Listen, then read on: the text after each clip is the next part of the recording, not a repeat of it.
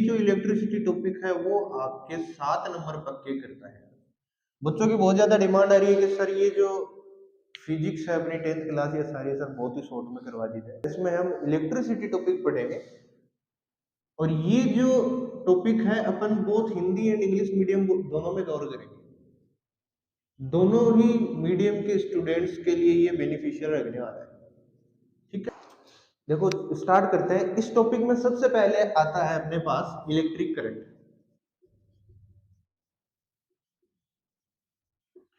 सबसे पहले जो इलेक्ट्रिसिटी टॉपिक है अपने 10th क्लास में, उसमें सबसे पहले अपने को देखने को मिलता है इलेक्ट्रिक करंट, विद्युत धारा।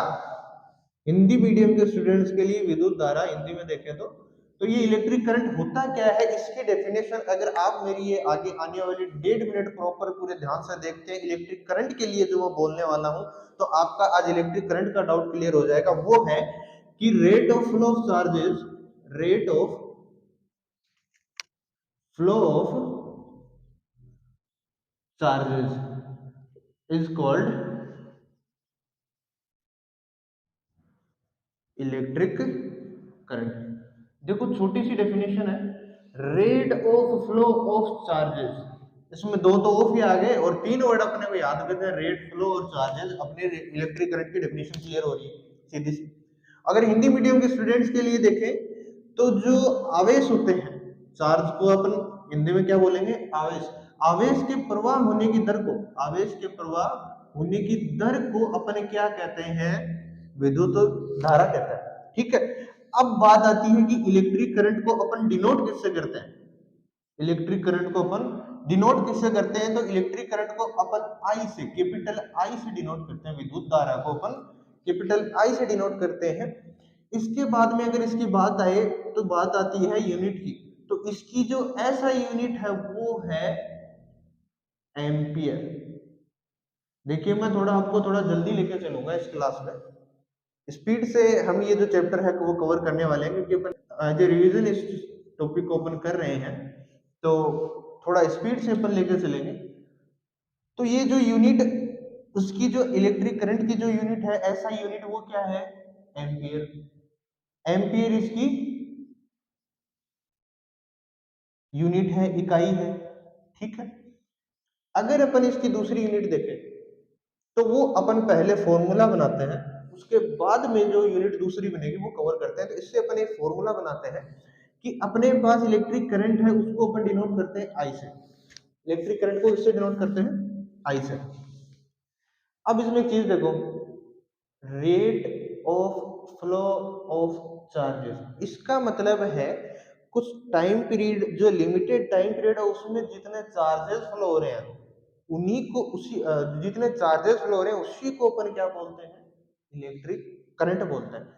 अब जो चार्जेस होते हैं उनको अपन कैपिटल क्यू से डिनोट करते हैं।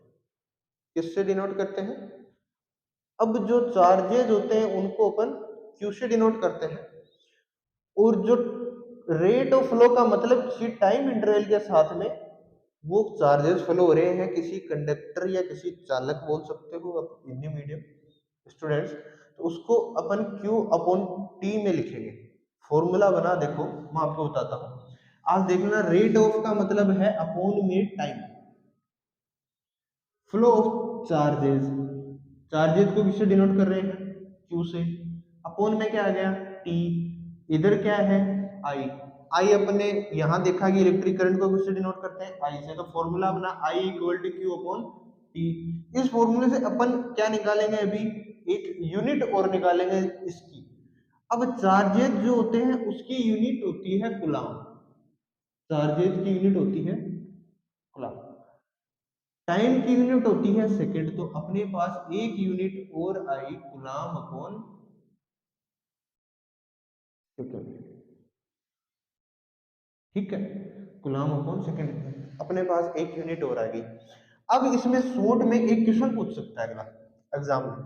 शॉर्ट में क्वेश्चन क्या पूछेगा, शॉर्ट में पूछेगा कि ये बताओ कि 1 एम्पियर इज इक्वल टू, मतलब 1 एम्पियर बराबर क्या होगा। तो 1 एम्पियर बराबर क्या होगा वो कैसे बताओगे, इसकी जो दूसरी यूनिट है कि कूलाम अपॉन सेकंड वाली, तो तुम लिखोगे 1 कूलाम चार्ज, एक कूलम्ब चार्ज जब 1 सेकंड में किसी वायर के अंदर से, किसी कंडक्टर के अंदर से, या हिंदी में बोलो तो चालक के अंदर से जब वो प्रवाह होती है, फ्लो होती है, तो उसको 1 एम्पियर कहते हैं। ये चीज क्लियर की? सिंपल सा था, एक बार जल्दी से रिपोर्ट रिपीट कर लेते हैं कि इलेक्ट्रिक करंट क्या होता है, rate of flow of charges is called electric current. उसी को अपन हिंदी में विद्युत धारा कहते हैं। हिंदी में देखेंगे आवेश प्रवाह की दर को हम विद्युत धारा कहते हैं। उसके बाद में इसको डिनोट किस साइन से करते हैं, आई से करते हैं। आई का फॉर्मूला बना है Q upon T, charges rate of का मतलब टाइम अपॉन में टाइम है, ठीक। तो क्यू अपॉन टी, अब क्यू का यूनिट होती है वो कूलम्ब है और टाइम की जो यूनिट है वो सेकंड है। अपने पास दूसरी यूनिट बनी कूलम्ब अपॉन सेकंड, पहली यूनिट क्या बनी अपने पास एम्पियर, एसआई यूनिट। और 1 एम्पियर बराबर क्या हो जाएगा, 1 कूलम्ब बटे में 1 second. 1 coulomb upon 1 second. Okay, ये क्लियर? अब इलेक्ट्रिक करंट वाला अपने यहाँ पे क्लियर हो जाता है, इलेक्ट्रिक करंट इतना है, ठीक है। इसके आगे का जो टॉपिक है वो देखते हैं। देखो इसके आगे जो है मैं शॉर्ट में समझाता हूँ, मोस्टली ये चीज पूछता नहीं है लेकिन आपको पता होना चाहिए। चार्ज को अपन क्यू से डिनोट करते हैं, और चार्ज जो होता है वो दो टाइप का होता है, एक होता है पॉजिटिव चार्ज और एक नेगेटिव चार्ज। चार्ज मतलब आवेश, आवेश।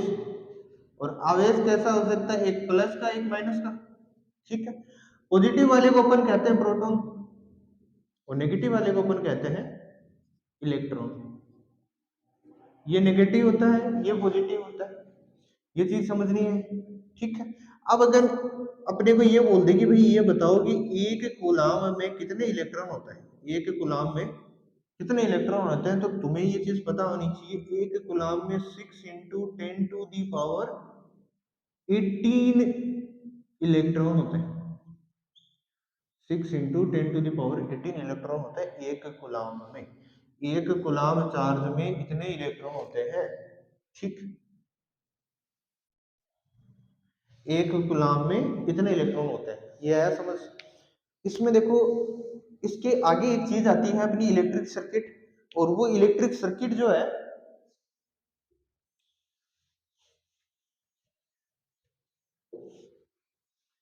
इलेक्ट्रिक सर्किट को देखो समझो कि इलेक्ट्रिक सर्किट,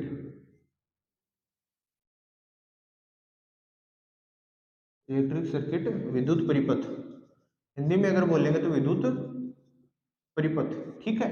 अब इलेक्ट्रिक सर्किट देखो, आज तक जैसे नाम सुना है वह इलेक्ट्रिक सर्किट होता है क्या, होता है क्या है। आज देख लो, आज देखो ये डाउट तुम्हारा क्लियर हो जाएगा कि इलेक्ट्रिक सर्किट होता क्या है। सबसे पहले अपन लेते हैं एक बैटरी। अब ये बैटरी क्या है, देखो बैटरी जो है वो दो या दो से ज्यादा सेल को जब अपन कंबाइन कर देते हैं, दो या दो से ज्यादा सेल को जब अपन कंबाइन कर देते हैं, ये एक सेल का साइन है। जैसे आपको अगर एनसीईआरटी की बुक में या आपकी जो भी बुक है उसमें आप देखोगे तो आपको कुछ साइन मिलेंगे, साइन मिलेंगे। उन साइन को देखोगे तो जो इसका जो साइन होता है सेल का, वो ये सेल का साइन ये होता है। इसकी जो छोटे वाली ये जो लाइन है इसको अपन नेगेटिव चार्ज से डिनोट करेंगे, नेगेटिव से, और जो बड़े वाली लाइन है इसको प्लस से डिनोट करेंगे, ठीक है। और ऐसे ही अगर दो या दो से ज्यादा सेल जब कंबाइन हो जाते हैं, देखो यहाँ पे मैंने एक सेल ये था, एक ये था, एक ये था, इन सबको मैंने कंबाइन कर दिया। ये छोटे वाली लाइन को मैं करता हूँ माइनस से डिनोट, बड़े वाले को मैं करता हूँ प्लस से डिनोट। तो इस तरीके से अगर मैं दो या दो से ज्यादा सेल को कंबाइन कर देता हूँ, वो क्या बन जाती है, बैटरी बन जाती है। क्या, बैटरी बन जाएगी, ठीक है। अब इस बैटरी को कनेक्ट कर दिया, अब वायर लेके आया मैं यहाँ तक, यहाँ पे वायर लेके आगे मैं यहाँ पे एक की ऐड कर देता हूँ। क्या कर दिया, की मतलब तुम समझ लो स्विच से, स्विच जो होता है ना अपना स्विच अपने घर में जो लगा हुआ है, और ये स्विच ऐड कर दिया। अभी ये स्विच जो है ना वो बंद है, ऑफ है।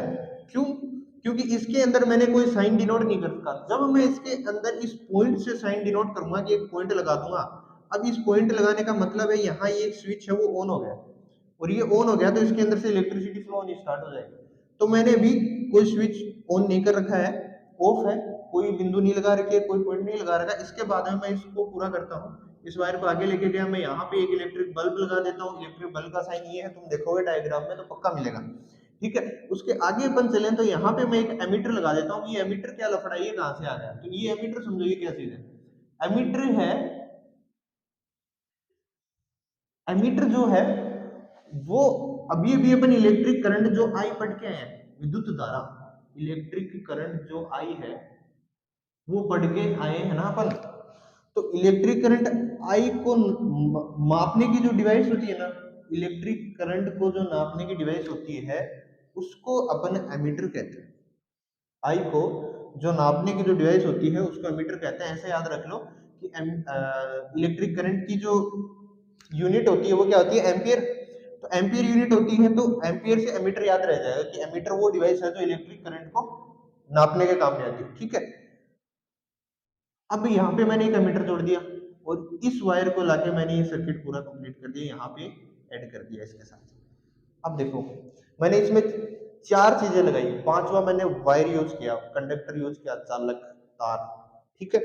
अब देखो मैंने पांच चीजें क्या की, सबसे पहले तो मैंने बैटरी यूज की, उसके बाद में मैंने एक स्विच यूज किया जिसको अपन की भी बोल सकते हैं, की या स्विच। उसके बाद में अपन ने यूज किया इलेक्ट्रिक बल्ब, उसके बाद में एक एमीटर। ये चार चीजें और पांचवा वायर जुड़ के पांचों चीजें जब कंबाइन होती है, एक दूसरे से ऐड होती हैं, इस तरीके से सर्किट बनता है। क्या बनता है, सर्किट बनता है, ठीक है। यहाँ पे सॉरी सर्किट, ये जो स्पेलिंग थी वो गलत होगी, तो इसको देखना, इलेक्ट्रिक सर्किट। अब देखो, अब चलते हैं आगे, ये चीज समझ आई कि नहीं। अब मैं इसको पॉइंट लगा देता हूं यहाँ पे, और ये क्या हो गया, स्विच ऑन हो गया, इसके अंदर से इलेक्ट्रिक करंट फ्लो होना स्टार्ट हो गया। इलेक्ट्रिक करंट आई, आई इसके अंदर से फ्लो होना शुरू हो गया। इलेक्ट्रिक करंट मतलब विद्युत धारा आई जो है इसके अंदर से प्रवाह होनी स्टार्ट हो गई। इलेक्ट्रिक धारा इसमें से फ्लो, इलेक्ट्रिक करंट इसमें से फ्लो हो रहा है।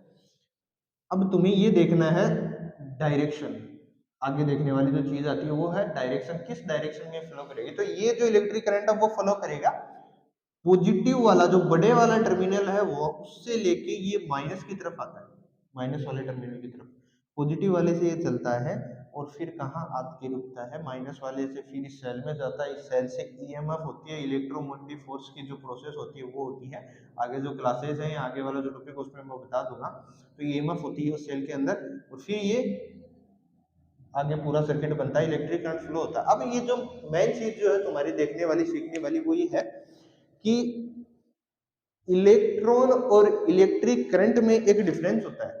वो डिफरेंस ये है कि इलेक्ट्रिक करंट जिस डायरेक्शन में फ्लो करता है ना, उसके बिल्कुल अपोजिट डायरेक्शन में इलेक्ट्रॉन फ्लो करता है। इलेक्ट्रिक करंट जिस डायरेक्शन में फ्लो करता है उसके बिल्कुल अपोजिट साइड में इलेक्ट्रॉन्स फ्लो करते हैं। इलेक्ट्रॉन्स जो मैंने तुम्हें बताए अभी भी, नेगेटिव चार्ज जो होते हैं वो फ्लो करते हैं इलेक्ट्रिक करंट की अपोजिट डायरेक्शन में, एक दूसरे के सामने फ्लो करते हैं। इधर इलेक्ट्रॉन फ्लो करें तो इलेक्ट्रिक करंट ऐसे फ्लो कर रहा है, ये इनका सिस्टम होता है, ये ध्यान रखना है। इन दोनों को एक भी मत कर देना कभी भी, इलेक्ट्रॉन और इलेक्ट्रिक करंट आई को कभी एक मत कर देना अलग अलग, ठीक है। तो ये अपना सर्किट है पूरा का पूरा। क्या है, जब अपन एक एमीटर लगाते हैं, एक बैटरी है अपने पास, एक की है, एक बल्ब है और एक वायर है जिसको अपन कंडक्टिंग वायर बोलेंगे, जो क्या करेगा, इलेक्ट्रिसिटी को कंडक्ट करेगा, चालक, ठीक है। ये जब मिलते हैं तो क्या बनता है, एक इलेक्ट्रिक सर्किट। इलेक्ट्रिक सर्किट का डाउट मुझे उम्मीद है आपका आज क्लियर हो गया। इसके बाद में जो टॉपिक आता है वो देखते हैं। अब देखो आगे जो अपना टॉपिक आता है वो बहुत ही इंपॉर्टेंट है, और आज जो इस टॉपिक का तुम्हारा डाउट है वो बिल्कुल क्लियर हो जाएगा, पूरा ध्यान देना इस पे। देखो अपना जो आगे इसके आता है वो आता है electric potential and electric potential difference, potential difference. देखो ये टॉपिक कंप्लीट करने से पहले अपन एक न्यूमेरिकल करते हैं। अपन जो पीछे टॉपिक क्लियर करके आए हैं जो इलेक्ट्रिक करंट वाला, उससे अपन एक न्यूमेरिकल करते हैं। इसको एक बार होल्ड कर देते हैं, इससे पहले अपन वो न्यूमेरिकल करेंगे और एक न्यूमेरिकल होना जरूरी है क्योंकि एग्जाम में डायरेक्ट पूछ सकता है नंबर का, 1 या 2 नंबर का न्यूमेरिकल हो। तो वो न्यूमेरिकल जैसे ये मान लो तुम्हारे पास जो एक इलेक्ट्रिक कंडक्टर है उसके अंदर से चार्जेस फ्लो हो रहे हैं, वो है 12 कूलम्ब चार्ज। एक इलेक्ट्रिक करंट है, सॉरी इलेक्ट्रिक कंडक्टर है, उसके अंदर से जो चालक है, विद्युत चालक है, वो उसके अंदर से 12 कूलम्ब के आवेश प्रवाह हो रहे हैं। और तुम्हारे पास टाइम है 10 सेकेंड का। 10 सेकेंड में 12 कूलम्ब चार्ज एक किसी कंडक्टर, किसी चालक के अंदर से प्रवाह फ्लो हो रहे हैं, तो उसका बताना है इलेक्ट्रिक करंट कि उस वायर में इलेक्ट्रिक करंट कितना फ्लो हो रहा है। तो अपन ने अभी भी देखा I equal to Q upon T होता है। I इलेक्ट्रिक करंट है, Q क्या होता है, चार्ज है 12 कूलम्ब, और 12 कूलम्ब जैसे कैसे कैसे चार्ज दे रखे हैं अपने को। और फिर अपने पास टाइम आता है 10 सेकंड, तो यहाँ मैं सेकंड में लिख देता हूँ 10। अगर यहाँ मेरे को मिनट मिलता, अगर यहाँ पे मेरे को मिलती 1 मिनट, तो मैं इसको मिनट में नहीं रखता यहाँ सीधा, मैं इसको सेकंड में कन्वर्ट करके लिखता, क्योंकि अपनी यूनिट क्या देखी थी इसकी, कूलम्ब अपॉन सेकंड। तो कूलम्ब अपॉन सेकंड में सेकंड था ना, कूलम्ब सीधा थोड़ी था, कूलम्ब अपॉन मिनट थोड़ी था, तो सेकंड ही रखनी होगी। इसके लिए मैं इसको 1 × 60 करूंगा, तो 60 आएगा, और 60 सेकंड यहाँ रखता। अगर यहाँ 1 मिनट होता तो मेरे पास अभी यहाँ 10 सेकंड है, तो अपन 10 सेकंड रखते हैं। तो इसका आंसर अगर मैं निकालना चाहूँ तो ये जो नीचे जीरो है उसका डायरेक्ट मैं ऊपर एक पॉइंट लगा दूंगा, और 1.2 एम्पियर करंट उसके अंदर से फ्लो हो रहा है। इस तरीके से तुम न्यूमेरिकल सोल्व कर सकते हो। ठीक है, आगे अगर कोई न्यूमेरिकल या कोई भी डाउट तुम्हें आ रहा है, तो वो डाउट तुम मुझे कमेंट में पूछ सकते हो। इस वीडियो पे कमेंट करके तुम मुझे पूछ सकते हो जो भी डाउट तुम्हें आ रहा है इस टॉपिक से रिलेटेड। ठीक है, अब अपन करते हैं electric potential and electric potential difference. अब देखो इलेक्ट्रिक पोटेंशियल और इलेक्ट्रिक पोटेंशियल डिफरेंस क्या होता है। देखो ये कोई चार्ज है Q, और उस चार्ज की फील्ड है, इलेक्ट्रिक फील्ड है ये यहां तक, ये कोई Q चार्ज है यहाँ, और उस Q चार्ज की ये कोई इलेक्ट्रिक फील्ड है। इलेक्ट्रिक फील्ड का मतलब इसकी ये जो चार्ज है वो इतनी दूर तक किसी दूसरे चार्ज को खींच सकता है या रिपेल कर सकता है, अट्रैक्ट कर सकता है, रिपेल कर सकता है, ये इसकी फील्ड है। ठीक है, अब बाहर से मैं एक Q दूसरा चार्ज अंदर लेके आ रहा हूं, क्या बाहर इस इलेक्ट्रिक फील्ड से बाहर एक Q चार्ज है वो अंदर लेके आना है। और अब ये जो Q चार्ज है ना, उस Q चार्ज की कोई इलेक्ट्रिक फील्ड नहीं है, मतलब इसको अपन टेस्ट चार्ज भी बोलते हैं। कौन सा चार्ज, टेस्ट चार्ज। इसकी कोई इलेक्ट्रिक फील्ड नहीं माननी है तुम्हें, कोई इलेक्ट्रिक फील्ड नहीं है। ठीक है, इसको इसके अंदर लेके आना है। अब मैं अगर इसको इसके अंदर लेके आऊंगा यहाँ इस इलेक्ट्रिक फील्ड के, तो मुझे कुछ तो वर्क डन करना होगा, कोई तो काम करना होगा ना भाई। इसको अंदर लेके आए तो कोई तो काम करना होगा, वर्क डन करना होगा सारी। तो जब मैं इसको इलेक्ट्रिक फील्ड से बाहर से मैं इसको इस इलेक्ट्रिक फील्ड के अंदर किसी पॉइंट पे लेके आ रहा हूँ, मान लिया ये पॉइंट था ए पॉइंट पे ये था, और मैं इलेक्ट्रिक फील्ड के अंदर बी पॉइंट पे इसको लेके आ रहा हूँ, तो उस टाइम मेरा जितना वर्क डन हो रहा है ना उस चार्ज को लेके आने में, उसी को अपन इलेक्ट्रिक पोटेंशियल बोलते हैं। इलेक्ट्रिक पोटेंशियल की डिफरेंस डेफिनेशन क्या लिखोगे तुम, इलेक्ट्रिक पोटेंशियल की डेफिनेशन होगी work done to move a charge from infinity. अब इन्फिनिटी क्यों बोल रहे हैं यार, कि ये इस फील्ड के बाहर जो चार्ज है उसको वो इन्फिनिटी मान रहा है, कि इसके बाहर है मतलब वो अनंत मान रहे हैं इन्फिनिटी। ऐसे लिख लो, इन्फिनिटी की जगह ऐसे लिख सकते हैं, from outside the electric field to inside the electric field, inside the electric field. जब अपन बाहर से चार्ज अंदर लेके आ रहे हैं इलेक्ट्रिक फील्ड के, तो जो वर्क डन किया जा रहा है, जो वर्क डन हो रहा है उस चार्ज को अंदर लाने के लिए, उसी को मैंने इलेक्ट्रिक पोटेंशियल बोलते हैं। अब पोटेंशियल डिफरेंस क्या है, इलेक्ट्रिक पोटेंशियल डिफरेंस ये बोल रहा है कि अब अपने को बाहर जाने की जरूरत नहीं है, अंदर से ही किसी पोजीशन से दूसरी पोजीशन पे अपन लेके जा रहे हैं उस चार्ज को, अंदर ही इस इलेक्ट्रिक फील्ड के अंदर ही अपन किसी एक पोजीशन से दूसरी पोजीशन पे उस चार्ज को लेके जा रहे हैं। तो अपने को जितना काम करना पड़ रहा है, जितना वर्क डन करना पड़ रहा है, उसी को अपन क्या बोलते हैं, इलेक्ट्रिक पोटेंशियल डिफरेंस। ये चीज समझ आई? देखो इलेक्ट्रिक पोटेंशियल क्या होता है, जब इलेक्ट्रिक फील्ड के बाहर से कोई टेस्ट चार्ज अपन अंदर लेके आ रहे हैं तो जितना वर्क डन करना पड़ रहा है अपने को, वो क्या होता है, इलेक्ट्रिक पोटेंशियल। और पोटेंशियल डिफरेंस ये होता है कि भाई यहाँ से यहाँ अंदर ही लेके जा रहा हूँ मैं एक जगह से दूसरी पोजीशन पे, तो उसको अपन इलेक्ट्रिक पोटेंशियल डिफरेंस बोलेंगे। अब इस डेफिनेशन से ही अपन फॉर्मूला बनाएंगे, देखते जाओ। इलेक्ट्रिक पोटेंशियल या पोटेंशियल डिफरेंस को अपन डिनोट करते हैं V से। किससे? V, कैपिटल V से। इस V से इसको डिनोट करता है, ठीक है। अब देखो डिनोट कर दिया अपन ने, डिनोट कर दिया अपन ने V से। सॉरी डेफिनेशन क्या है अपने पास, work done to move a charge, electric charge को मूव करने के लिए जितना वर्क डन करना पड़ता है वो क्या होता है, इलेक्ट्रिक पोटेंशियल। तो वर्क डन करना पड़ रहा है ना, वर्क डन करना पड़ रहा है ना, और वर्क डन क्यों करना पड़ रहा है, चार्ज के ऊपर करना पड़ रहा है, चार्ज को अंदर लाने के लिए। तो वर्क डन चार्ज को अंदर लाने के लिए जब करना पड़ रहा है तो उसी को अपन क्या बोल रहे हैं, पोटेंशियल डिफरेंस। देखो दोबारा समझ लो, ये डेफिनेशन इससे से निकाला कि work done to move a charge from infinity to inside the electric field. अगर अंदर लेके आ रहे हैं इन्फिनिटी से अंदर की तरफ, तो जितना वर्क डन हो रहा है उसी को अपन इलेक्ट्रिक पोटेंशियल पोटेंशियल डिफरेंस बोल रहे, इलेक्ट्रिक पोटेंशियल बोल रहे हैं, और इसको डिनोट करते हैं V से।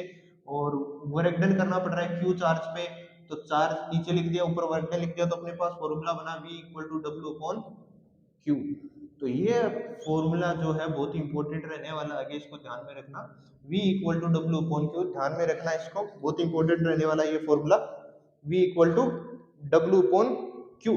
अब इस फॉर्मूले से यूनिट बनाएंगे अपन। देखो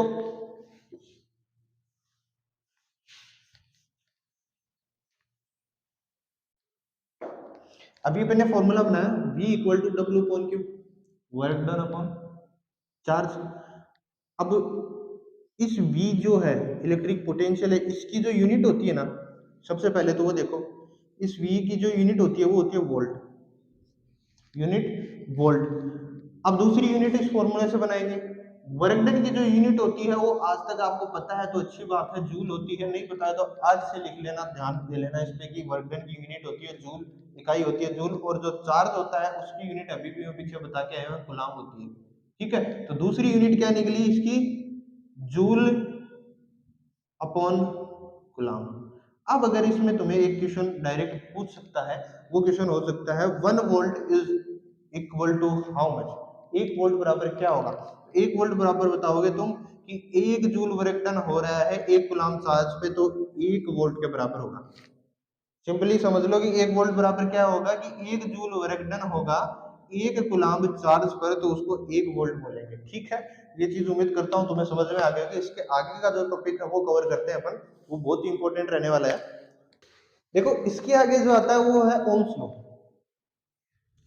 ओम्स लॉ। अब ये ओम्स लॉ समझेंगे अपन, ओम्स लॉ को समझते हैं। अब ये ओम था, एक साइंटिस्ट था, ये ओम साइंटिस्ट था, इसने क्या बताया कि जो अभी भी अपन इलेक्ट्रिक पोटेंशियल जो पढ़ के आए हैं, वो इलेक्ट्रिक पोटेंशियल डायरेक्टली प्रोपोर्शनल होता है करंट के, इलेक्ट्रिक करंट के, इलेक्ट्रिक पोटेंशियल डायरेक्टली प्रोपोर्शनल होता है इलेक्ट्रिक करंट के। जो विद्युत विभवांतर है, इलेक्ट्रिक पोटेंशियल जो है, इलेक्ट्रिक पोटेंशियल अभी भी जो पढ़ के आए अपन,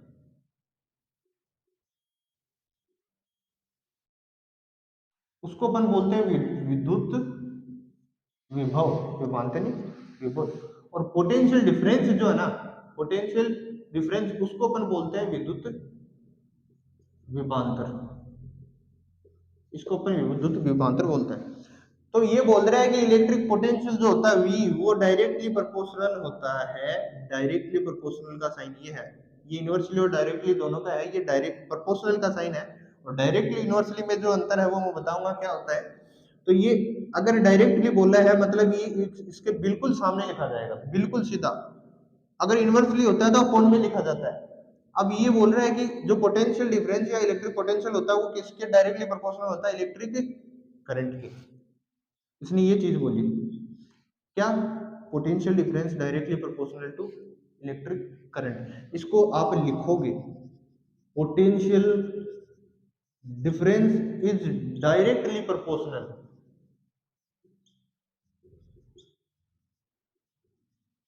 टू इलेक्ट्रिक करंट। इस चीज को लिखोगे आप सब, इलेक्ट्रिक पोटेंशियल, क्योंकि एग्जाम में ही लिखना पड़ेगा, उसके बाद में ये फॉर्मूला जो है ये बनाओगे और ये शो करोगे कि V is directly proportional to I। अगर यहाँ पे ये ऐसा बोलता है कि इनवर्सली प्रोपोर्शनल है, दो प्रोपोर्शनल होते हैं, एक डायरेक्टली एक इनवर्सली। एक डायरेक्ट थोड़ा टॉपिक से बाहर जा रहे हैं, लेकिन आज तुम ये चीज समझ जाओगे। इसलिए देखो, डायरेक्टली का मतलब सीधा सामने, इनवर्सली मतलब नीचे की साइड, उसके अपोन में। अगर ये बोलता कि करंट इनवर्सली प्रोपोर्शनल है तो इसको लिखते तुम V is inversely proportional to I। बस इतना ही करना था, 1/I करना था और ये इनवर्सली प्रोपोर्शनल हो जाता। अब ये क्या बोला, डायरेक्टली प्रोपोर्शनल है तो अपने बिल्कुल सामने लिखा, इनवर्सली बोलता तो अपोन में लिखते। इसका मतलब है अगर करंट बढ़ रहा है तो पोटेंशियल भी बढ़ रहा है, अगर करंट घट रहा है तो पोटेंशियल भी घट रहा है। यहाँ इनवर्सली में क्या फंडा है कि करंट बढ़ रहा है तो पोटेंशियल घट रहा है, करंट घट रहा है तो पोटेंशियल बढ़ रहा है। इसमें उल्टा होता है और इसमें सेम सेम होता है कि ये बढ़ेगा तो ये भी बढ़ेगा, ये घटेगा तो ये भी घटेगा। और इसमें अगर ये बढ़ रहा है तो ये घट रहा है, जलन है इन दोनों को एक दूसरे से, ये वो करेगा वो ये नहीं करेगा, उसने कर दिया है ना। और ये सिक्कर जा रहा है आईआईटी के लिए तो ये भी जाएगा, ठीक है। अब इनका ये है सिस्टम, समझ लिया। अब चलते हैं आगे। अब देखो पहली चीज ये, अब अपन इससे एक चीज निकालते हैं, हमेशा ध्यान रखना, पता है तो अच्छी बात है, नहीं पता है तो आज से पता कर लो कि जब प्रोपोर्शनल का साइन हटाते हैं तो इक्वल टू का साइन आता है, और इक्वल टू का साइन तो आता ही आता है, उसके साथ में कुछ कांस्टेंट और लिया जाता है। क्या कांस्टेंट, कांस्टेंट, ठीक है। कांस्टेंट यहाँ क्या आएगा, यहाँ कांस्टेंट आया, बोला ओम ने बोला कि यहाँ एक रेजिस्टेंस नाम की चीज है, आर रेजिस्टेंस, और आगे अपने पास क्या है, आई का आई लिख दिया। अब अपने पास क्या चीज नहीं निकल के आई, ये आर रेजिस्टेंस, प्रतिरोधक, प्रतिरोधक, ये चीज नहीं निकल के आई अपने पास, ठीक है। अब देखो प्रतिरोधक,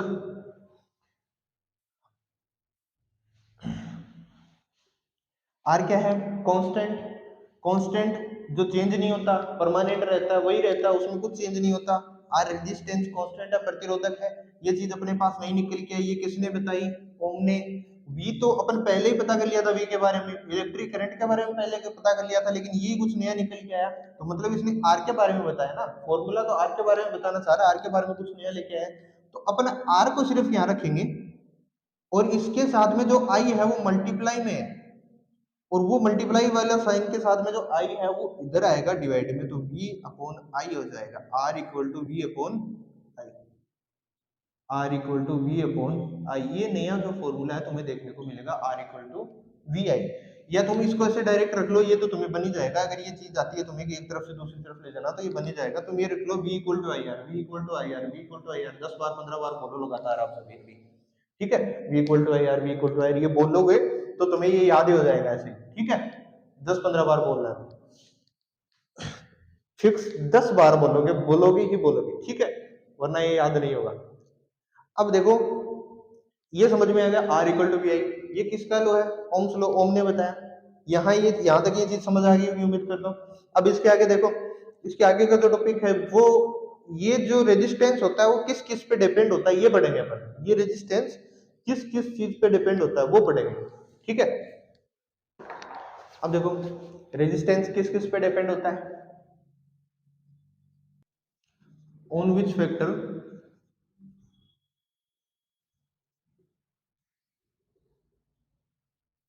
रेजिस्टेंस डिपेंड, जो प्रतिरोधक होता है उसके कौन कौन से कारक है जिन पर वो निर्भर करता है, कौन कौन से कारक है जिन पर वो प्रतिरोधक निर्भर करता है, वो पढ़ने वाले हैं। बहुत ही सिंपल है, 3 स्टेप है इसमें, 3 पॉइंट है, तीनों के तीनों समझ लो, दिमाग लगाओ पूरा पूरा 100% कंसंट्रेशन यहां होना चाहिए। देखो पहला क्या है कि जो रेजिस्टेंस होता है वो किस पे डिपेंड होता है, ऑन द लेंथ, किस पे, और लेंथ किसकी, लेंथ ऑफ कंडक्टर। और कंडक्टर कोई नई चीज नहीं है, ये वो वायर ही मान लो, वो जो वायर है उसके अंदर से, वायर तो समझ जाओगे, चालक समझ लो हिंदी वाले, चालक। और इसके अंदर से जब, सॉरी, और ये जो चालक है उसकी लेंथ पे रेजिस्टेंस डिपेंड करता है। तो कैसे करता है, ये करता है directly proportional, directly proportional, directly अभी भी मैं बता के आया हूं कि कैसे होता है, कि रेजिस्टेंस है वो कैसे डिपेंड करेगा इस पे, डायरेक्टली प्रोपोर्शनल टू लेंथ। अब इसको फर्स्ट इक्वेशन बना के साइड में रख दो, हाँ भाई बन गई, R R is directly proportional to L, समांतर हो गई किसके, लेंथ के, लंबाई के, लंबाई के समांतर, हिंदी वाले, ठीक है, इसको साइड में रख दिया। सेकंड, ये दूसरा किस पे डिपेंड करता है, एरिया ऑफ कंडक्टर, चालक का क्षेत्रफल, चालक का क्षेत्रफल इस पे निर्भर करता है। अब इस पे कैसे करता है निर्भर, ये इस पे करता है इनवर्सली प्रोपोर्शनल, अभी भी इनवर्सली बता के आया हूं, इनवर्सली प्रोपोर्शनल करता है, इनवर्सली करता है, मतलब रेजिस्टेंस है वो इनवर्सली प्रोपोर्शनल है एरिया के, मतलब एरिया अगर ज्यादा हो गया किसी कंडक्टर का तो रेजिस्टेंस कम, एरिया अगर कम है तो रेजिस्टेंस उसका उतना ही ज्यादा है, इनवर्सली प्रोपोर्शनल, ठीक है। ये चीज समझ आ गई, अपने पास 2 पॉइंट निकल के आ गए और इनको साइड में रख दो, 2 पॉइंट ध्यान में रखो, इनको साइड में रखेंगे।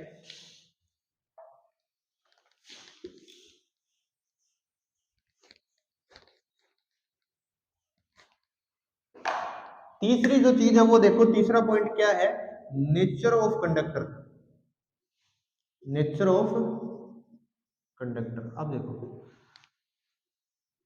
चालक की प्रकृति पर निर्भर करता है, किस किस पे, चालक की प्रकृति की, वो कंडक्टर है कैसा भाई, कंडक्टर है कैसा, कि वो इलेक्ट्रिसिटी को कितनी कंडक्ट कर पा रहा है, इलेक्ट्रिसिटी उसके अंदर से कितनी फ्लो हो रही है, कितना रेजिस्टेंस है उसको, उस पे निर्भर करता है। तो ये पॉइंट तो तुम्हें ऐसे याद रह जाएगा, नेचर ऑफ कंडक्टर। 2 पॉइंट अपन पहले साइड में रखे हैं, क्या बनाया था, एक तो बनाया था कि रेजिस्टेंस जो होता है वो डायरेक्टली प्रोपोर्शनल होता है एल के, 1 मिनट में ही डाल लेता हूं, देखो, एक तो किस पे, लेंथ पे, दूसरा क्या लिख के आए थे, 1/a एरिया पे, तो दो दो दो इक्वेशन बना के आए थे ना, एक तो लेंथ के डायरेक्टली और एरिया के इनवर्सली प्रोपोर्शनल। अब इन दोनों को मैं साथ में लिख सकता हूँ ना इस तरीके से, एल ऊपर लिख दिया, ए नीचे लिख दिया, प्रोपोर्शनल है एल के तो डायरेक्टली और इनवर्सली एरिया के, तो कोई दिक्कत नहीं है। फिर मैं क्या करूंगा यहाँ पे, इनवर्सली सॉरी प्रोपोर्शनल का जो साइन है वो हटाता हूँ, तभी बता के आया ना कि इक्वल टू लगता है, और इक्वल टू लगता है उसके बाद में एक चीज और बताई थी, याद करो, मैं बोला कि इक्वल टू लगेगा उसके बाद में कुछ ना कुछ कांस्टेंट जरूर लगेगा। अब कांस्टेंट क्या आएगा यहाँ, ये नई चीज लेके आया, क्या, रो, RHO, रो, ये रो क्या है, ये रो है रेजिस्टिविटी, रेजिस्टिविटी हिंदी में बोलेंगे इसको प्रतिरोधकता, प्रतिरोधकता। आगे अपने पास क्या है इस फॉर्मूले में, एल और अपॉन में ए, तो अपने पास फॉर्मूला बना है R is equal to rho into L upon A, ठीक है, R is equal to rho into L upon A. Rho क्या है, रेजिस्टिविटी, प्रतिरोधकता, लेंथ है एल और एरिया है ए, ठीक है, तो नया फॉर्मूला बन गया।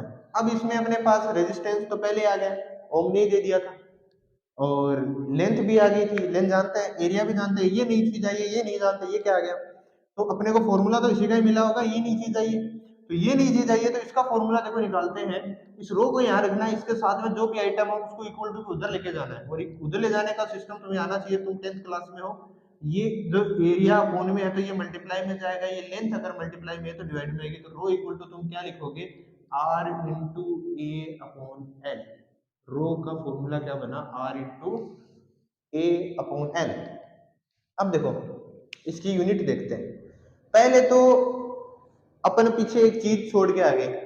अपन क्या चीज छोड़ गए हैं, अपन छोड़ गए हैं कि जो रेजिस्टेंस होता है इसकी यूनिट नहीं देखी अपन, रेजिस्टेंस की यूनिट। तो अभी देखो रेजिस्टेंस की यूनिट क्या होगी, रेजिस्टेंस की यूनिट होगी एक तो ओम, डायरेक्ट ओम ही रख दी, ओम ने रेजिस्टेंस स्कोर किया तो ओम ही रख दी, जिसका साइन ये होता है, इस साइन से डिनोट करते हैं।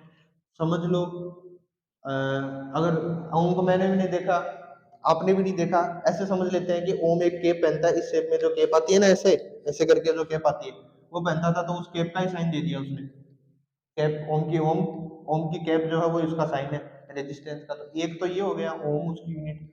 दूसरी यूनिट, अब रेजिस्टेंस बराबर था क्या, V अपॉन आई, निकाल के आए फॉर्मूला, एक बार वीडियो को पीछे करके देख सकते हो, ठीक है। तो V अपॉन आई, अब V क्या है वोल्ट, I क्या है एम्पियर, तो दूसरी यूनिट क्या बनी इसकी, वोल्ट अपॉन एम्पियर।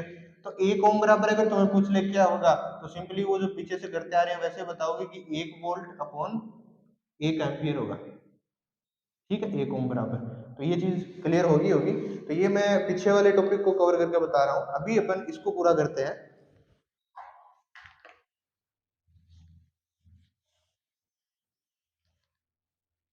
देखो रेजिस्टेंस की यूनिट अभी भी बताई मैंने, ओम। एरिया की यूनिट होती है मीटर स्क्वायर, लेंथ की यूनिट होती है मीटर, यहाँ मीटर स्क्वायर है, यहाँ मीटर है, 1 मीटर से मैं 1 मीटर काट दूंगा तो क्या बचेगा, एक तो ओम बचेगा और 1 मीटर बचेगा। तो रो की यूनिट क्या बनी, ohm into metre, ohm into metre किसकी, रो की। रो क्या है, रेजिस्टिविटी, रेजिस्टिविटी प्रतिरोधकता, प्रतिरोधकता, ठीक है। ये चीज समझ में आ गई, आगे चलते हैं। ये इसमें रेजिस्टिविटी के बारे में बताना चाह रहा था, इसके अपन ने क्या देख ली, यूनिट देख ली, रेजिस्टिविटी देख लिया, चले आगे। अब देखो रेजिस्टेंस, ओम्स लॉ में अपन ने क्या देखा है, रेजिस्टेंस, रेजिस्टेंस देखा ना। अब ये अगर आपका डाउट है कि रेजिस्टेंस होता क्या है तो वो क्लियर करता हूं मैं कि रेजिस्टेंस होता क्या है। रेजिस्टेंस जब किसी कंडक्टर, किसी वायर, किसी चालक के अंदर से जब विद्युत धारा प्रवाहित करती है, इलेक्ट्रिक करंट फ्लो करता है, तो उस टाइम उसको जो रोकने का काम करता है, दिक्कत आती है, हिंड्रेंस जो बोल सकते हैं पर वो आती है, तो उसी को अपन क्या बोलते हैं, रेजिस्टेंस बोलते हैं, प्रतिरोधक बोलते हैं, ठीक है। ये चीज जैसे एग्जाम्पल के तौर पे समझो, एग्जाम्पल है कि तुम्हें एक ग्राउंड का चक्कर लगा के आना है और वो ग्राउंड पूरा खाली है, तुम गए उस ग्राउंड का पूरा चक्कर लगा के आगे, फिर तुम्हें बोला कि इस ग्राउंड में 200 लोग खड़े कर दिया जाए और इनके अंदर से तुम्हें दौड़ना है, तो तुम उनके टकराते उनके बीच से ऐसे ऐसे ऐसे जाओगे। अब तुम जा रहे हो, तुम उनके अंदर से ऐसे घूमते घूमते घूमते, तो तुम्हारी जितनी एनर्जी वेस्ट हुई वो उस टाइम नहीं हुई जब ग्राउंड खाली था और तुम पूरा चक्कर लगा के आए। तो रेजिस्टेंस क्या कर रहा है, इलेक्ट्रिक करंट को वेस्ट कर रहा है। वेस्ट कैसे कर रहा है, ये हीट की फॉर्म में बाहर निकाल देता है। जब किसी कंडक्टर के अंदर से ये फ्लो करता है तो हीट की फॉर्म में जो इलेक्ट्रिक एनर्जी है वो हीट एनर्जी में कन्वर्ट हो जाती है और एयर में निकल जाती है, ठीक है, ये काम करता है। तो अब ये रेजिस्टेंस वही है जो क्या कर रहा है, उस वायर को गर्म करने का काम कर रहा है। दिक्कत आ रही है, जो हिंड्रेंस आ रही है ना वायर के अंदर, वो रेजिस्टेंस है, ठीक है ना। अपने पास जो बेस्ट कंडक्टर होता है ना वो होता है सिल्वर, सिल्वर चांदी जानते हो, वही सिल्वर अपना बेस्ट कंडक्टर होता है इलेक्ट्रिसिटी का, ध्यान रखना, ठीक है। आगे चलते हैं, इसके आगे देखो, इसके आगे जो चीज आती है वो है रेजिस्टेंस को कनेक्ट करते हैं, कनेक्ट करते हैं। तो किस तरीके से अपन इसको कनेक्ट करेंगे, इस रेजिस्टेंस को कैसे कनेक्ट करेंगे वो देखो, वो चीज समझनी है। तो इसको दो तरीके से कनेक्ट कर सकते हैं, एक तो सीरीज में, श्रेणी क्रम में, और दूसरा पैरेलल में। अब ये पैरेलल और सीरीज कैसे होगा वो भी बताऊंगा। पैरेलल समांतर क्रम में, ठीक है, सीरीज में और पैरेलल में। सबसे पहले अपन पढ़ेंगे सीरीज वाला, तो सीरीज वाला पढ़ते हैं।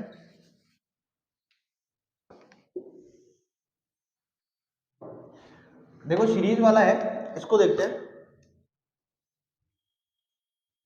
ये एक बैटरी लेता हूं मैं, बैटरी बनानी सिखा दी मैंने। यहां एक की ले ली,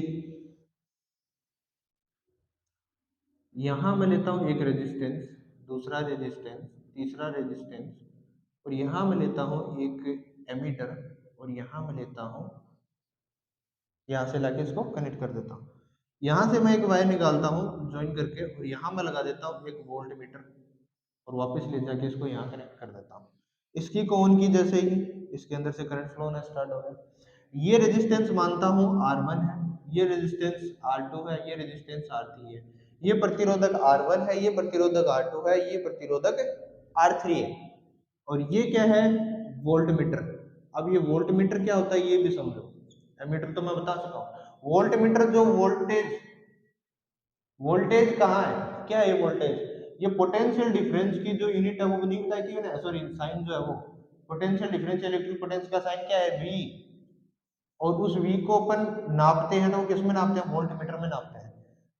अब इतनी चीज तुम्हें समझ में आ गई होगी। R1 R2 R3 मैंने इस रेजिस्टेंस को, रेजिस्टेंस का साइन ही है, तुम पहले तो जाके डायग्राम देखो, अगर अभी तक तुमने नहीं देखे हैं तो डायग्राम देखो, उनमें रेजिस्टेंस का साइन ये मिलेगा, वोल्ट मीटर का ये है, मीटर का ये है, बैटरी का ये, की का ये, ठीक है, ये सारे डायग्राम मिलेंगे तुम्हें।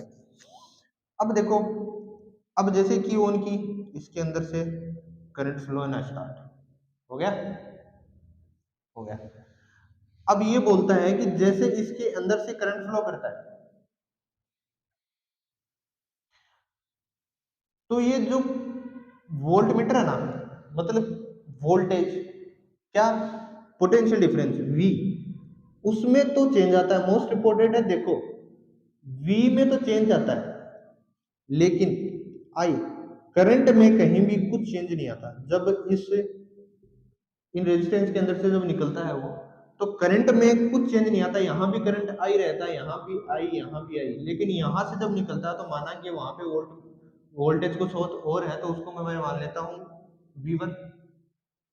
यहाँ पे वोल्टेज कुछ और है तो वहां मान लेता हूँ V2, यहाँ पे वोल्टेज कुछ और है तो वहां मान लेता हूँ मैं V3, और करंट बिल्कुल सेम, कुछ चेंज नहीं है। तो मैं इसे अगर वोल्टेज को, वोल्ट मीटर को अगर इक्विवेलेंट वोल्टेज निकालना चाहूँ कि भाई हाँ मेरा फाइनल इक्विवेलेंट वोल्टेज कितना आ रहा है, तो मैं क्या करूंगा, इस वोल्टेज को इक्विवेलेंट निकालने के लिए मैं इस V1 को प्लस कर दूंगा, इस V2 को प्लस कर दूंगा, और इस V3 को प्लस कर दूंगा। और अभी अभी अपन ओम्स लॉ में V equal to I R पढ़ के आए हैं, V equal to I R पढ़ के आए हैं, देख सकते हो पीछे वीडियो को। तो V equal to I R, अब ये वोल्टेज कौन सा है, यहाँ इस रेजिस्टेंस में, तो यहाँ करंट तो मैं बता रहा हूँ कुछ चेंज नहीं हो रहा है, रेजिस्टेंस R1 है और वोल्टेज V1 है, तो मान लेता हूँ करंट कुछ चेंज नहीं हो रहा है, R रेजिस्टेंस R1 है। दूसरे वाले में I कुछ चेंज नहीं हो रहा है और रेजिस्टेंस R2 है, तो I R2। तीसरे वाले में करंट कुछ चेंज नहीं हो रहा है और ये रेजिस्टेंस R3 है। अब देखो इसमें एक चीज देखने वाली चीज कि देखो, अब मैं अगर इन सब में से आई उठा लूं, कॉमन ले लूं, देखो आई इसमें, इसमें भी आई, इसमें भी आई, कुछ चेंज नहीं है, तो मैं इसमें से कॉमन ले सकता हूँ। कॉमन लिया तो यहाँ सिर्फ बचेगा R1, यहाँ सिर्फ बचेगा R2 और यहाँ सिर्फ बचेगा R3। देखा, अब इधर भी आई और इधर भी आई। मैं अगर इस आई को उसके नीचे अपोन में लेके जाता हूँ, इस आई को इस आई के अपोन में लेके जाता हूँ, क्योंकि यहाँ ये मल्टीप्लाई में यहाँ डिवाइड में जाएगा, ठीक है,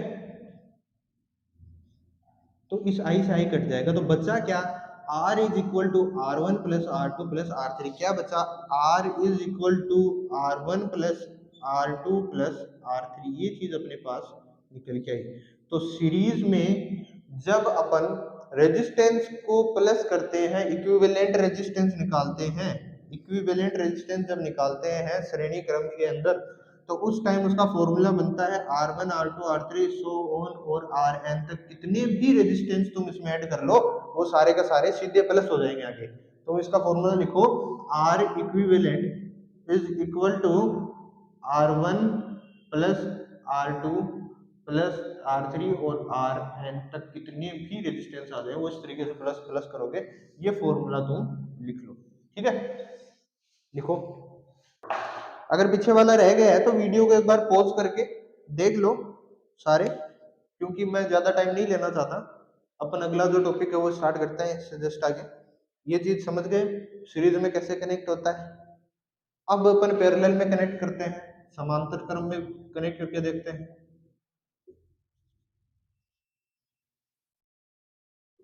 पैरेलल कॉम्बिनेशन, ठीक है। पैरेलल कॉम्बिनेशन वही क्या है, एक यहाँ बैटरी लेनी है, ये नेगेटिव ये पॉजिटिव टर्मिनल, यहाँ एक की लगा दी, यहाँ से जाके एक सॉरी यहाँ क्या करना है, एक रेजिस्टेंस लगा देना है, यहाँ भी एक रेजिस्टेंस लगा देना है और यहाँ भी एक रेजिस्टेंस लगा देना है, और तीन रेजिस्टेंस अपन ने ऐसे लगा दिए। आगे ये एक एमीटर लगा रहे हैं और इसको कनेक्ट कर रहे हैं यहाँ पे एक वोल्ट मीटर लगा रहे हैं, और ये डायग्राम रट लो, अभी समझ आ गया होगा। अभी इसको मान रहा हूं मैं कि R1 है रेजिस्टेंस, ये R2 रेजिस्टेंस है, ये R3 रेजिस्टेंस है, ये बैटरी है, वोल्टेज दे रही है यहाँ से, ये की है, इसको मैंने ऑन कर रखा है, करंट फ्लो होगा इसके अंदर से, ठीक है। करंट फ्लो होगा आई आई आई आई, ठीक है, आई करंट फ्लो हो रहा है। तो इसमें जो देखने वाली बात है वो समझो। अब इसमें है कि जब ये पैरेलल कॉम्बिनेशन होता है, समांतर क्रम होता है, समांतर क्रम जब होता है उसके अंदर जो आई है ना वो तो चेंज होता रहता है, इसमें भी आई कुछ और हो जाएगा, करंट इसमें भी कुछ और होगा, इसमें कुछ, लेकिन वी जो वोल्टेज है वो इनमें चेंज नहीं होगा, इसमें भी वी, इसमें भी वी और इसमें भी वी, तीनों में वी वी रहेगा, लेकिन इसमें करंट माना I1, इसमें करंट I2, इसमें करंट I3, लेकिन वोल्टेज कुछ चेंज नहीं होगा, P का P रहेगा। तो अगर मैं चाहूं कि मैं जो करंट है वो इक्विवेलेंट करंट निकालूं, उसमें क्या इक्विवेलेंट पोटेंशियल, क्योंकि पोटेंशियल चेंज हो रहा था, इसमें करंट चेंज हो रहा था, पोटेंशियल निकालेंगे, सॉरी करंट निकालेंगे, तो इक्विवेलेंट करंट निकालूं तो मैं क्या करूंगा, इनको प्लस करूंगा तीनों करंट को, यहाँ I1 था, यहाँ I2, यहाँ I, देखो अब अपन V equal to I R Ohm's law से देखते हैं, तो I का फॉर्मूला क्या बनेगा, R इसके नीचे चला जाएगा तो V अपॉन R बन जाएगा, ये चीज समझ आई। तो I equal to V upon R, यहाँ लिख देता हूं मैं V अपॉन R, यहाँ I1 इक्वल टू वोल्टेज कितना है V, लेकिन रेजिस्टेंस R1, यहाँ I2 वाले में वोल्टेज V लेकिन रेजिस्टेंस R2, यहाँ वोल्टेज V लेकिन रेजिस्टेंस R3, ठीक है, ये चीज समझ आई। अब मैं इन सब से V कॉमन ले लेता हूँ, क्योंकि V यहाँ भी है, यहाँ भी और यहाँ भी है, तो मैं सबसे कॉमन लेता हूँ, तो यहाँ बचेगा 1 upon R1, 1 upon R2, 1 upon R3। ये आया समझ, उम्मीद करता हूँ समझ आ गया होगा। क्या किया मैंने, इनमें से वो V था, सब में V कॉमन लिया, 1 अपॉन R1 बचा, 1 upon R2, 1 upon R3, V upon R रहेगा। अब अगर मैंने इसमें से यहाँ भी V है ऊपर, यहाँ भी V है, इस V को मैं उसके नीचे लेके जाऊँ, देखो अभी भी अपन ने जैसे किया था वैसे ही करना चाहिए, इधर वाले V को मैं उसके नीचे लेके जाऊंगा यहाँ, और अंदर क्या बचेगा 1 upon R1, 1 upon R2 plus 1 upon R3, तो क्या रहेगा, इस V से V कट जाएगा और क्या आएगा 1 upon R1 plus 1 upon R2 plus 1 upon R3। ये सिंपली अपना फॉर्मूला बनता है किसका, पैरेलल कॉम्बिनेशन का। तो फॉर्मूला लिखो इसका, R इक्विवेलेंट, इसमें किसमें, पैरेलल कॉम्बिनेशन में, बनता है 1/R1 plus 1/R2 plus 1/R3 और सो और इस तरीके से जितने भी कॉम्बिनेशन होते हैं तो उतने के n, मान लो n कॉम्बिनेशन है इसके, तो n तक इनको प्लस करते जाएंगे इसी तरीके से। ठीक है, तो पहले ये फॉर्मूला लिखो, उसके बाद में मैं इन दोनों कॉम्बिनेशन का न्यूमेरिकल करवाता हूँ, वो न्यूमेरिकल से तुम्हें शायद पूरा समझ आ जाएगा। ठीक है, लिखो, देखो मैंने क्या लिखा है सीरीज का, सीरीज का था कि R is equivalent to R1 plus R2 plus R3, इस तरीके से Rn तक प्लस होते जाए। तो सीरीज में जैसे तुम्हें रेजिस्टेंस मिल रहे हैं, ये है 5 ओम का, ये 6 ओम का और ये 12 ओम का। तो तुम्हें बोल दिया कि इक्विवेलेंट रेजिस्टेंस बताओगे तो तुम्हें इस फॉर्मूले में R1 की जगह 5 रखना है, R2 की जगह 6 रखना है, R3 की जगह 12 लिखना और सबको प्लस कर देना, तो ये आ जाएगा 23। ठीक है, 23 ओम आ गया। कितना समझ आया? 23 ओम इसको लिख देंगे।